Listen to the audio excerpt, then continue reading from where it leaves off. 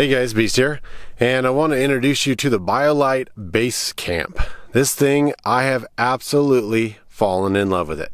Let me get it set up real quick. I'm just going to grab a couple chunks of wood just nearby within 4 feet of me. That'll be more than enough to get this thing going. We'll get the stake on here, and we'll talk a little bit more about it.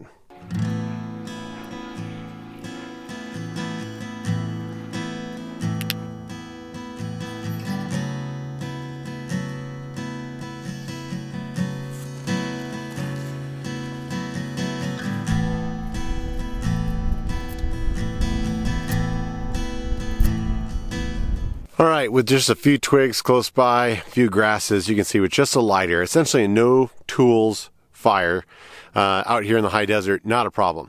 I've definitely used chainsaws, I've used knives, I've used axes to get a little bit of wood process, and I've used this through kind of the winter. I've used it in the summer, and I'm absolutely in love with it. You can see the pretty good flame that it's already coming out of that chimney. As soon as the power box on the side kicks on with its fan, then I know I can shut that and I'll start burning off the grease and stuff from the last fire I had on there. Alright, fan just kicked on, so I'm going to close this off. I'll spread that volcano of fire all the way around. Then I'm going to put the lid on just so I can cook off some of that excess grease. Out here with a little bit of wind in the outdoors, I am keeping to very short sticks. I'm breaking these down so that I don't have a lot of extra wood out there in that fire pan. Without this wind or less dry conditions, I wouldn't be worried about it too much, but I am feeding the box directly. We're going to let that smoke off, and what we're going to do now, we're going to cue that beautiful bean footage. I'm going to roll in all the food porn over the last year. Nice little quick montage for you guys while we get this warmed up.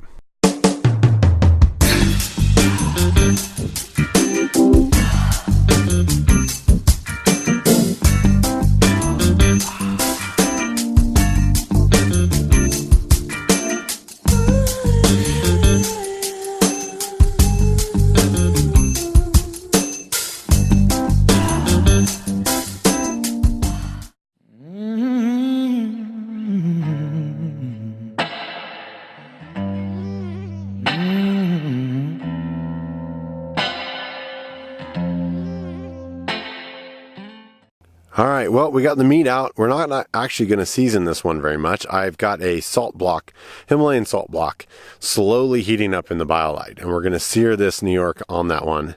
Alright, we are screaming up to temperature. That beautiful pink Himalayan sea salt block is now a rosy dark charcoal. And we're going to toss this steak right on here. You can hear the sizzle. That's going to be our seasoning. Now let's continue on. I would highly recommend getting the pizza bundle.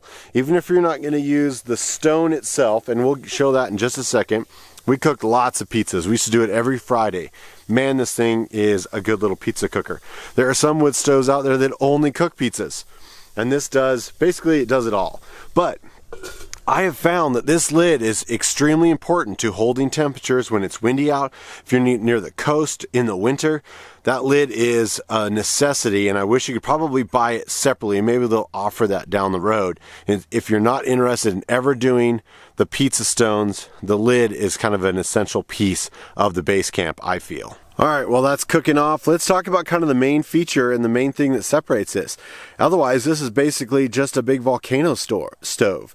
However, with the addition of the Thermodynamics and the coupler in there, that's taking that heat, transferring that heat into electric energy that now this fan can use.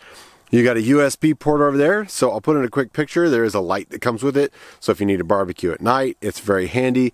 You've got a 4 sort of LED battery gauge, and I'll put in some photos there as well. It's hard to see in today's light. We are going to go into winter, and so this camping, even in the 4 o'clock afternoon, we're getting pretty low in the sky with the sun. And then of course the fan gauge is going to tell you how hot your fire is burning, how much your fan is putting off, and it's just a really cool product. It gets you a really clean burn, and it's so darn efficient on wood. I always overestimate how much wood I'm going to need to cook dinner, and this thing, honestly, I will tell you, there are times that I have burgers ready. This thing heats up, we put the burgers on, and the burgers are done before the oven in the house even is preheated to toast the buns. That's how quick this thing is, and that's how efficient it is. And I constantly have extra wood, like you can see in the corner over here, that I usually bring that I don't ever end up using because there's so much wood everywhere. I can always find something to burn, unless I'm in the middle of the Alvord Desert. Then I've got a little bit of firewood that I'll use on something like this. But man, this is one efficient stove. All right, a few minutes gone by.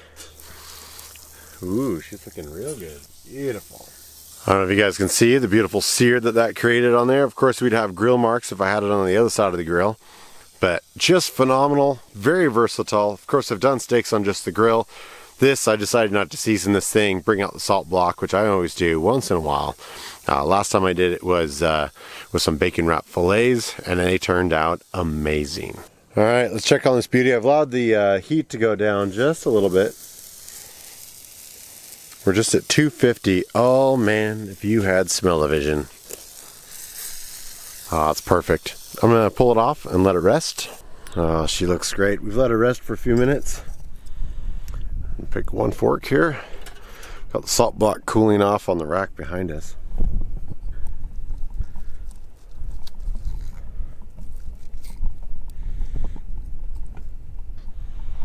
Oh yeah, gorgeous. Alright guys, the sun's getting low. We're going to kind of break down dinner.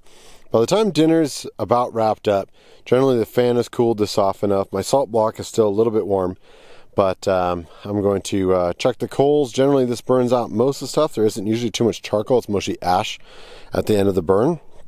I'm going to get that all tucked away back into its bin, and we'll hit the road. I took the long road home, past the trees and the jackrabbits in the weeds.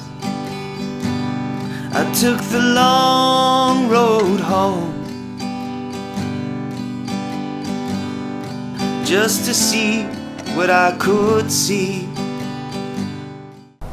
Alright guys, and just like that, we are back home. We're going to be going over the pizza stone to turn this into a pizza oven. Remove grate, add the triangle grill accessory, leave your flap closed once everything's warmed up, and start warming up your pizza stone. Today we're going to make a quick little flatbread.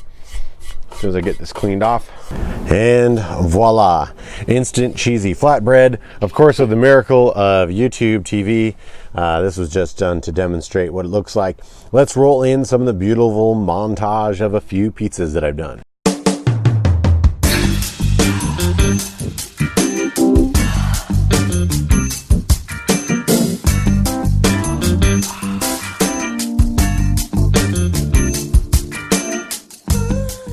There you go guys, it is pretty darn simple. Some pretty easy pizza recipes to go find. Choose your own adventure. Pizza is such a blank canvas, flatbreads, you name it, this thing is phenomenal. Now I'm going to give you one more tip of a great way of using this stove. Alright guys, next little tip, those little copper barbecue grates things you buy at all the little stores, they're everywhere. You can see the wear and tear of what this goes through. I have cut this down from a flat baking sheet tray I picked up on clearance just to give it a try, just so it fits here in the handles, and this thing is great. I'll run in a couple pictures of what it looks like with some vegetables on it. I've even tried with pancakes. I had a little bit too much heat in there. Pancakes got a little crispy. They end up being kind of like just little breakfast biscuits, but they were phenomenal. Well, there you go guys, that was my presentation of the Biolite BaseCamp stove. I hope you enjoyed it as much as I have over the last year. This thing has probably gotten probably used at least twice a week at least. I find a lot of different uses. It is so quick and efficient, and I love the taste of an actual grilled wood-fired barbecue. For burgers, for chicken, you name it, I absolutely love it. Please look it up, see if it's something that you're interested in. I would consider getting the pizza bundle, and I would seriously think about getting the carrying bag. It's the only thing I didn't get with this bundle. I'll throw in a quick picture. I've just been using kind of a stretch over kitchen garbage sack. It's not ideal. Initially, I didn't think their carry bag fit the lid accessory. And it says it does on the website, although I can't find any photos of it actually fitting with the lid or how well it fits with the lid. So I will have to do a little more research on the actual carrying handle. But man, hands down, Biolite knocked this out of the park. Feel free to leave any questions, comments, queries down below. I appreciate your time for watching this video, guys. This has been Beast.